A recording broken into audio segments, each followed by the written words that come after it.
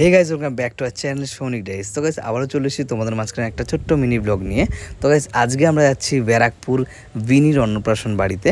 তো গাইজ আমাদের বাড়ি থেকে অনেকটাই দূর ব্যারাকপুর, সেই জন্য আমরা খুব বিকেলে বেরিয়ে পড়েছি বাড়ি থেকে। তো ফাইনালি আমরা পৌঁছে যাই আমার বন্ধুর বাড়ি। এটা হচ্ছে বিনি, এরই আজকে অন্নপ্রাশন। কি হয়েছে? কিচ্ছু হয়নি, বসো। তো তারপর আমরা ফ্রেশ হয়ে নিচে যাই, আর নিচে নেমে প্যান্ডেলে যাই। প্যান্ডেলে গিয়ে একটা সুন্দর একজনকে দেখাচ্ছি তোমাদেরকে, তোমরা ছোটোবেলা অনেকেই দেখেছো। তো এই হচ্ছে আমার পেছনে দেখা ভালো করে, এই হচ্ছে মোটু। তোমরা মোটু পাতলু কার্টুনতে দেখেছো, তো সেইখানকার মোটু এ।